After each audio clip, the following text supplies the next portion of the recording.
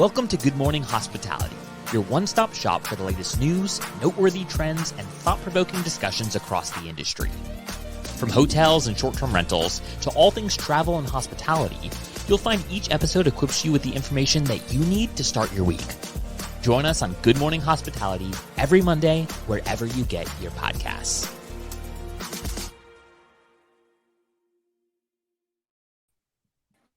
Good morning. Good morning. Happy Monday. Hello, hello. Happy Monday. Brandy's background is different. Where you at? I'm in the Adirondack Mountains in upstate New York. I got here last night. My family has a place up here. So it's really weird. We just got internet up here last year. So the fact that I'm doing this is like really tripping me out a little bit. I'm saying that the Wi-Fi is running. You know, we're not having any issues this week with the Wi-Fi. It's I know. really Well, let's not jinx anything. Let me knock on some wood. Yeah, seriously. How was your guys' weekend outside of traveling to get up there, last night? It was good. I was at a bachelorette party in Long Beach Island, and it was just so interesting. Like that's an entire market that is just like rentals, and it was funny seeing just like that side of the industry because it's like the real traditional vacation rental companies. I love that. How about you, Michael? I think we had a birthday boy. Last week. Yeah.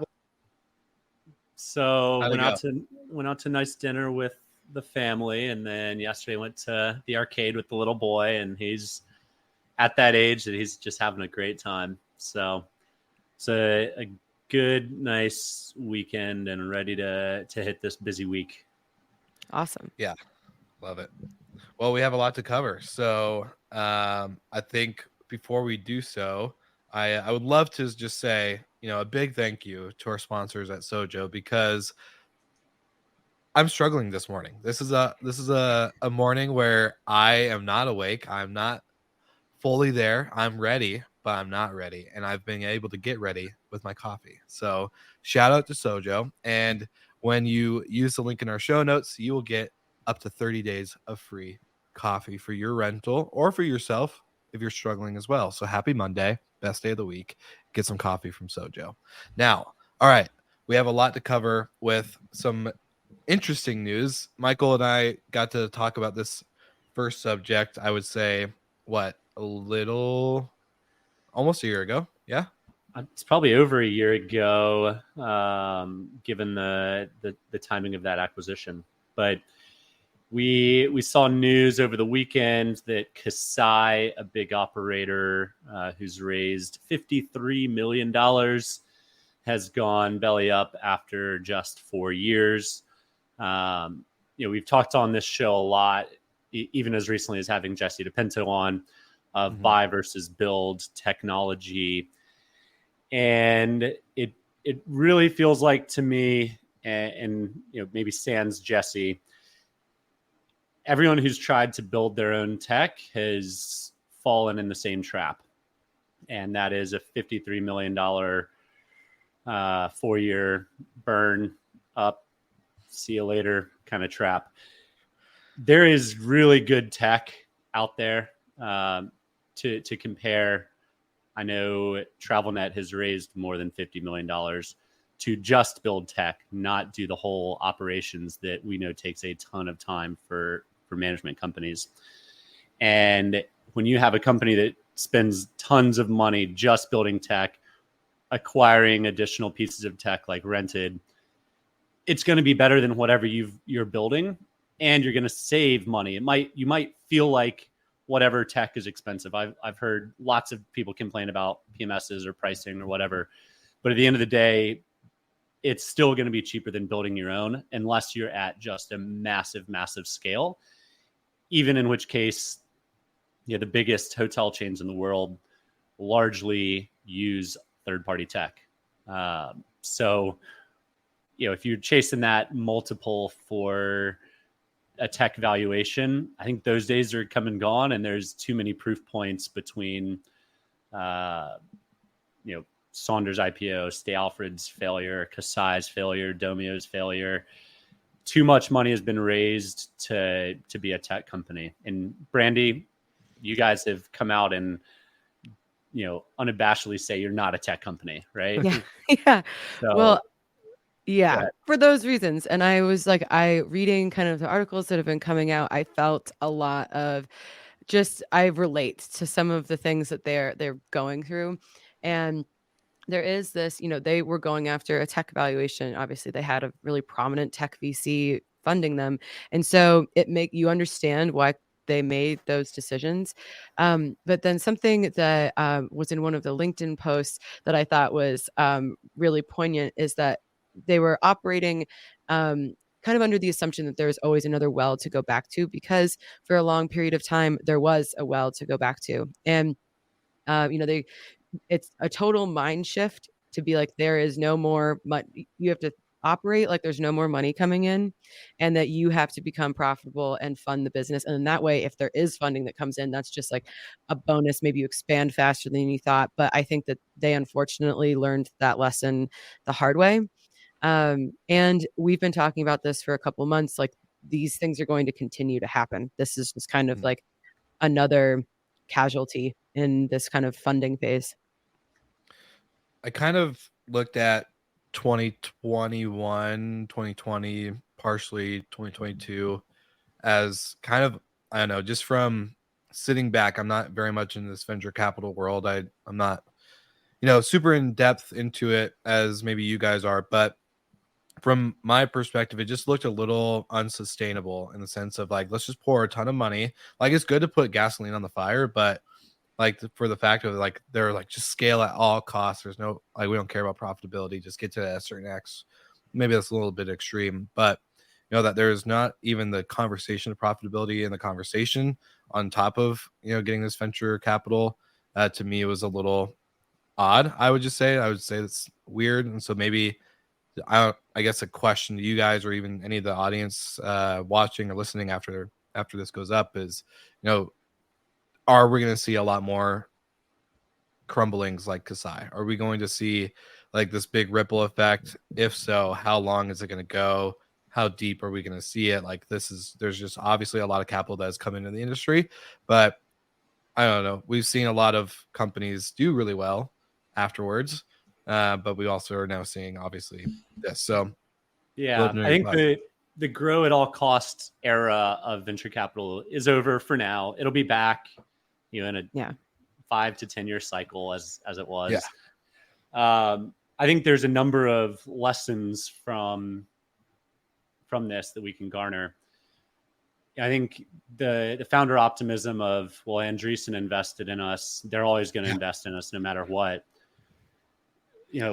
It's true to an extent, but to an extent it's not. I also think that Casai chased the shiny objects a lot in every corner. They started in Mexico. They should have stayed in Mexico. They bought a company in Brazil, which isn't anywhere close. It's a long flight. It is a different language. They expanded internationally too early. They bought tech so they could try and get tech multiples. They're not a tech company. They're an operations company. And then I saw other things that were probably more ego driven than anything, but like an airline lounge or a club membership for people in Mexico City. And yeah, I think if you have a big density and a loyal traveler base, that's cool. But if you're not profitable, don't invest in things like that unless that's going to drive more bookings for you. And yeah, it's for me in my own startup now, I would dream of raising $53 million. And, we've been going on a tiny, tiny, tiny fraction of that for a year and a half now. So it's hard for me to see how that money gets spent so quickly. But, we saw Lyric spend $100 million in like a year. So yeah, it's not as much as you think it is. And if you have, this is like such a like cost heavy business. And, they were saying like they had 25% margins or a path to that. Like those are amazing margins for hospitality. Yeah. That's kind of that's I don't believe that. But one of the things he mentioned is that They should have had better financial infrastructure set up. And I think it's part of the growing so quickly. Part of things like the scaffolding of the business might get overlooked. And, as an operator that also had kind of like a baptism by fire, rapid growth phase, it's now like we're trying to make sure that we really do have those financial instruments, those metrics, those things to keep us in check, because you can get distracted by the shiny objects, and it's really hard. I definitely have, I feel for them because I understand how you get wrapped up in that. But as the leaders of the company, it's also your responsibility to recognize when the shiny object is just that. And so I think there's probably a lot of difficult lessons being learned. And I would imagine that they saw this like several months ago, and it's just kind of like a slow moving train wreck. Like you try your best to stop it, but you can see at one point when the cash runs out, Yeah. And honestly, technology in any type of country outside of the US, I would say is a lot harder. So going into trying to build this tech infrastructure for that tech multiple it was kind of, I would say, very bold and unrealistically bold for them to go that route. It's not gonna I just remember, through conversations in the past with people like Casai and other technology companies talking about setting up like access control was even just a nightmare to do. And that's kind of the standard to do for any vacation rental now. No one's really trying to do this. Here's a house key, meet me at check-in and time, whatever, blah, blah, blah. So just the technology piece, again, was very unrealistic. And probably where a lot of that money, I would assume, went to, obviously operations and staffing, but I think there was probably too much money poured from that funding into the technology piece. And I'll say one thing that may be true, may not be, but in my experience with some VCs, a lot of times VCs can offer just terrible advice. They're not in the nuts and bolts of the business. And they say, well, great, you've got 1,500 units and you've got 2,000 more in the pipeline. That's 2xing. We need to 6x this year. How are you going to 6x? Well, our software, right? And then you just start grabbing at straws, and you're in this sinking sand pit that you just can't claw out of, because your VCs are expecting 3, 5, 6x growth per year, and that's really, really hard to do in our industry. So, I don't know if that's the case with Casai or not. Maybe it is, maybe it isn't. But if you don't need venture capital, I wouldn't take it just because they're gonna put crazy numbers and pressures on you that will be tough to live up to, unless you have a really solid plan of how to execute that. 100%. And speaking of financial literacy that Brandy was mentioning, one of the conversations I really think we would benefit from having on the show, maybe on a future guest episode, but I remember talking to Michael Lester from Cassiola, which is a great friend of the show, and they always support us. So if you don't follow Cassiola, go give them some love over there. But Michael and I have been talking about, financial literacy when it comes to operations and what that looks like for vacation rental managers and how to set up those financial infrastructures. And I think a lot of us just again, a lot of people get into this business not expecting or maybe not to grow and to run all these properties and have this brand and to do all this stuff. But then it's like, oh, no one really teaches you a lot of these things behind the scenes.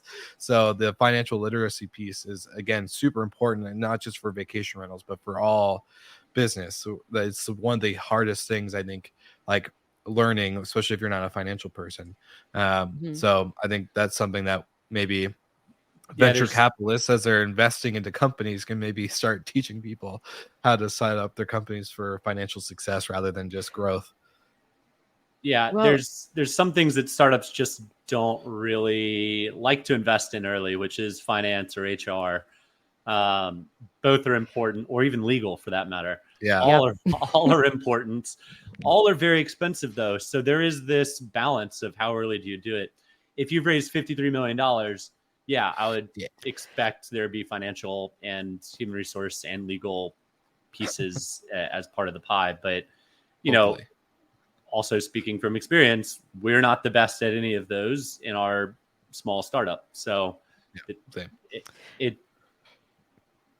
having seen it firsthand at other startups, I also know better that I know our financial systems need to be a little more buttoned up, but it costs money. It takes a lot of time, and it doesn't necessarily lead to growth.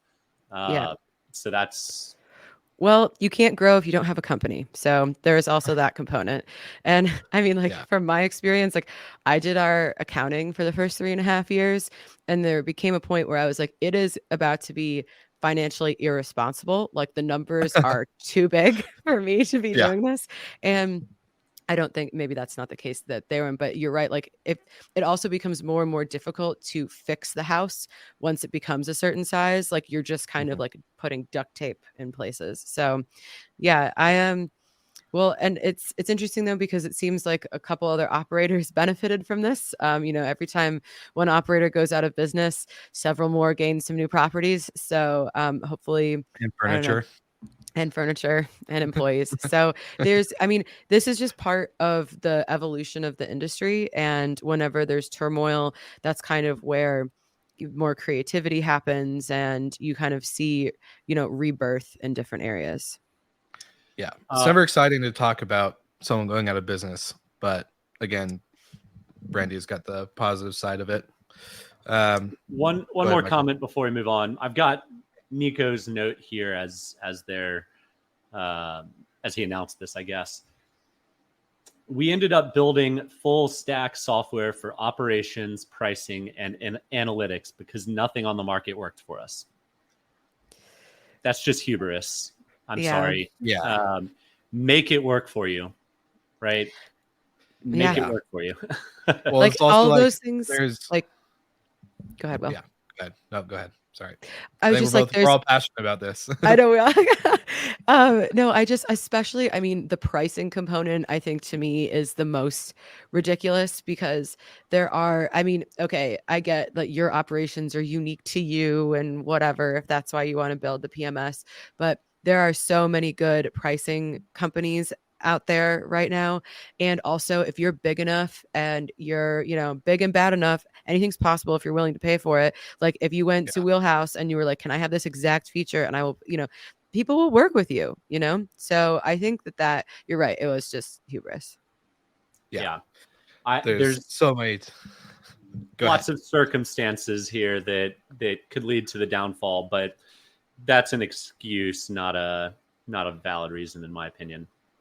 Yeah. Especially the part where they said data. There's no data that works for them. Are you kidding me? Like we have Jamie Lane on the show every month, and getting to be, the closer I've gotten with people at AirDNA outside of Jamie, I'm immediately like, yeah, that's insane. If people say they can't find data that doesn't work for them or analytics that doesn't work or isn't correct, I'm like, yeah, come on. And to Brandy's point, if they had gone to TravelNet and said, we've got 1,600 units, everything 100%. works for us except we need these 3 things. We'll sign tomorrow if you commit to building these 3 things. They will build it faster, better, and more efficiently, cost efficiently, 10 times over than if you just went out and hired 5 of your own developers that hack away at it for 12 months before one of the 3 things is built. Because this stuff takes a long time to build. It's not cut and dry, and there's a lot of moving parts. And then if you build your own tech stack, you also have to maintain your own tech stack and continue to adapt. If you're building these channel management connections to Airbnb and Booking, those things change all the time. All the time. Yeah. So it's a bit odd. It's a bit crazy, but oh well. Rant over. Hey, this is all stuff we've learned over the last however many years. So, maybe some people haven't learned the same lessons we have, but if they tune into Good Morning Hospitality, they'll know for sure. But anyways, one last thing on that, Will. Back many years ago when I was back at Noiseware, we were chatting with Casai, and they were like, well, we might just build this on our own. And I just laughed and said, okay, we'll see you later. Good luck. Like you want to build your whole tech stack to have something that specific. You're out of your mind. Well, that sounds like advice from a tech VC who doesn't understand the landscape or like this is so operations heavy. This is so physical, like it's expensive. Like and It's then very to expensive. add building all this tech on top of it is just even more expensive, as they found out. So, all right. Well, the Wow. next interesting piece that came out, and we spent maybe more time on that than we thought, but I love it. yeah, we covered 3 weeks ago. We covered Hopper's separation with Expedia. Well, Expedia's got a new partner, and that partner is sexier. Well, in some regards. Well, in some regards, size-wise. Yeah. So Expedia announced this week that they've partnered up with Walmart, and it seems like an interesting partnership. Walmart, to my knowledge, has never sold travel, but I pulled some analytics on the website usage over the weekend. Hopper gets about 10 million monthly visits to its website. Walmart gets 40 times that. So they get almost 400 million website visits a month. Now, they're not all going there to shop for travel, but if you can be the inspiration of it, and Expedia is just white labeling it for Walmart like they were with Hopper, Walmart's not going to go out and compete like Hopper is. So there's far less risk of competition. They're not going to go out and disintermediate, sign the properties directly, and slowly turn off this brand, or this property. So it's a far better partnership than the Hopper one, and my guess is it'll replace revenues from Hopper pretty quickly. So yeah, just to put it in perspective, Walmart is the third largest e-commerce platform in the world, to Amazon, next to Amazon and eBay. So yeah, I love it. As Larry's saying on the screen, tune in live on LinkedIn. Shout out to Larry. Building out Walmart Plus actually makes sense for this partnership. I think that subscription model is money for companies like Amazon and Walmart and everybody else involved with any subscription. So yeah, makes sense. because because you're not intentionally going to Walmart to book travel, as soon as you're on their site getting whatever it is you're getting, it's going to be so easy for Walmart to redirect you to travel that it's going to take no time at all, and so I think it's great. And then you can package things together. It's a great move. And the flip side of it too, it's a great move for Walmart. Of course, they get whatever percentage split that Expedia is giving them, but if you're going to the mountains, they can sell you a jacket and hiking boots and bug spray. If you're going to the beach, they can sell you towels and sunscreen, if you're me at least, Chairs, and a wide brim hat, right? Yeah. So you can actually just package some of whatever you're buying up all in one spot. If they know you're going to this destination, and 75% of people that go to the mountains buy bug spray too, great, right? So it can lead to more sales. And Larry's comment on Amazon, quite frankly, I'm a little shocked that Walmart beat Amazon to the punch there. Same. Well done, Walmart. Well, Amazon might be doing kind of the build rather than buy thing if they're trying to get into travel. I could see Amazon trying to just do it themselves, like they have with so many other components of our commerce. But I'm also, there's been kind of this public feud going on with, after the Hopper exit, and this must be just a big blow. Like that just, trying to say that this wasn't going to impact Hopper, and then the person that they left you for was Walmart. Yeah, seriously. Especially being the young startup on the block with a $1 billion valuation. But that's also a billions valuation. It's crazy to me. And then also just thinking about how yeah, like I'm surprised that Amazon hasn't gotten on top of it. I'm surprised also what like I want to know what this is going to do with strategic ad placements and how certain e-commerce brands or products are being placed now, because it's going to be, like Michael said, inspired by the travel, whether it's by destination or time of year, anything like that. And the financial, like, this would be a fun topic to discuss with like a revenue manager who Yeah. can like legit break down the numbers on the placement of an ad or a product to then the ADR and the nightly rate and all this other stuff, because it's going to drive a lot more than I think just bookings, obviously.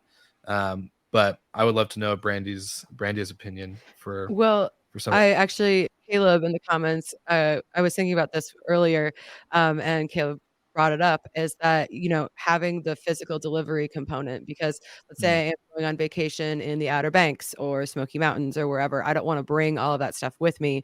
So either have it delivered to the property, which we don't allow, but some people do, or like the nearest UPS pickup location or whatever it is. That way you don't have to worry about bringing all that stuff with you, I think is genius. And Walmart not only has the logistics capabilities, which are arguably some of the most important parts of this, but also like their advertising dollars.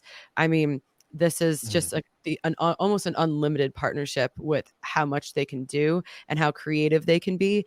And they can afford to like rely on their strengths, like logistics, like advertising dollars and things like that. And they can probably have a little bit of wiggle room to experiment and see kind of like what crazy things or what creative things they can do and what works, because they have obviously like the financial component to back them up. I can actually see a lot of people booking travel from Walmart because Walmart has the perception or reality of discount or budget. And so if you're booking budget friendly accommodations, people might start to think Walmart. Now, to maybe expand upon what you're saying, Brandy, this is a perfect partnership for Sojo to start entering themselves into as well. Seriously. To be potentially white labeled, because this is it's right up their alley. And quite frankly, I'm not sure Walmart is set up today to do this type of stuff, being able to book and ship and deliver to properties for certain guests at certain times, certain consistent packages. If it's a Walmart guest, maybe it automatically comes with sunscreen in this location or bug spray in this location.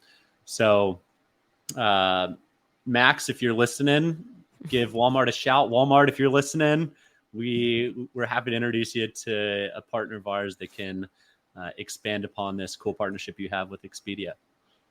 Seriously. And well, the thing I was thinking about earlier too, not only was this a big, slap to Hopper, but the thing about Expedia announcing and launching their One Key program, so now Verbo and all this other stuff. So like this expansion, and yes, I can't believe we didn't like think about how this is perfect for Sojo. But yeah, this like One Key program, now all of this Expedia inventory, including Verbo, so vacation rentals, like this is going to open up.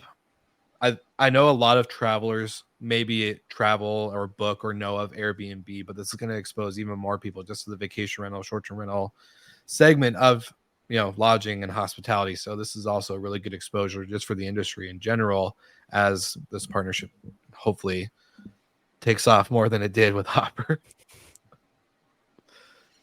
But yeah, any final thoughts for you guys before we wrap up today's episode? I guess now I'm just curious to see what Amazon does. This seems like a real gap in their plans. Maybe they've just been spending too much money on that Lord of the Rings series that they made. I wonder if Walmart locked Expedia into exclusivity to not compete with. Oh, I mean, I'm sure they must. That's the case, and booking is the only other alternative. And then to Larry's comment, sell me a travel kit. Sign up at Sojo. They'll send you a box tomorrow. Yeah, I was gonna say, Larry, let us know and we will get you a box complimentary on us. I'll even throw in a Good Morning Hospitality t-shirt, maybe a mug. We'll give you all the swag today, my friend, because you've been killing it in the comments. So thank you for all the love and support today. I love today's topics. Totally unintentional, but able to completely weave in both of our partners. Yeah. I love it when that happens. It makes our job so much easier. But yeah, this is great. This Nice. is a fun one. I think this is definitely an episode we're gonna have to pin and continue to have kind of in our sphere of coming back to, because I think this conversation is only just beginning. So One more comment. I saw recently that Google started to deprioritize its travel, so maybe Walmart saw the opportunity to jump in and maybe fill that void a little bit. So I love it. Yeah, I can't wait to see where this goes, and I'm actually legitimately excited for this partnership. I love partnerships, and maybe let's see where it goes. And then one just final thing, kind of circling back to Kasai, the final note on that. It's easy to sit from our perspective and kind of critique the journey. But it is hard to see it when you're in it. So, I mean, I think they definitely made a lot of mistakes, but I also have like a lot of empathy for them being, it's not fun watching your company kind of like spiral out of that. So hopefully if you're another operator that's in a similar venture-backed situation, or you're facing some of the similar problems, like this is kind of a wake-up call to look at your financial structure, to make hard decisions, and so that we can learn from these companies that are folding, and not have to keep bringing them up on the show. And this is something that you guys do really well, Brandy, but collaborate with other companies. They might be somewhat competitors, but this industry is for the most part very open, and it's the companies that aren't very open that go away very quickly. And Domio is a perfect example of it. They were very insular. They didn't want to partner. They wanted to steal everyone else's ideas and thoughts and all of that, and not be transparent and open. But Jesse being able to come on and share their experience. I know you guys are close with them, so frenemies. Rely on your friendly competition to help, and odds are they will. And if they won't, then odds are they won't be around for much longer. Agreed. Yeah. This industry is very collaborative, so it's definitely a good lesson learned along the way. But this was fun. This is definitely an episode and topic that we're going to keep an eye on. So for all of our live viewers, for our listeners on the back end, thank you for tuning in. Check out next week's episode as we get ready to gear up for more conversations like this, and we'll see you all again next week.